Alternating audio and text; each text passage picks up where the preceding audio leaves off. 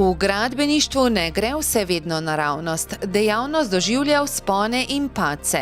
Prav ta izkušnja je pomagala jeseniškemu gradbenemu podjetju Kovinar Gradnje, da je tudi v času največje gradbene krize ohranilo bonitetno oceno A.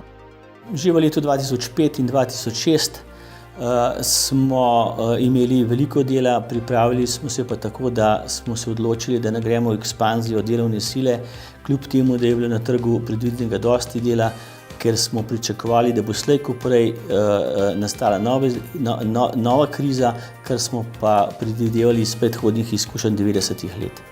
Krizo preživljajo lažje tudi zato, ker lastniki puščajo dobiček v podjetju in ker niso zadolženi. Tudi v času največjih poslov so vse objekte financirali iz lastnih sredstev. V podjetju je 43 zaposlenih. Sodelujejo tudi s kooperanti, pri večjih projektih se povezujejo z drugimi gradbinci.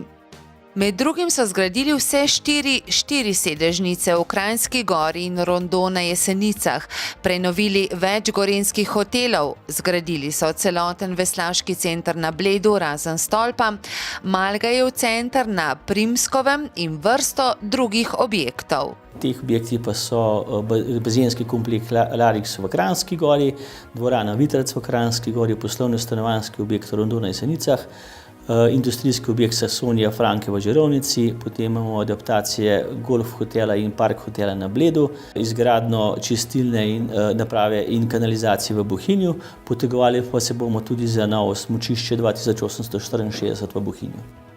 Skupaj z Imosom so zgradili objekt Čaplja v Planici.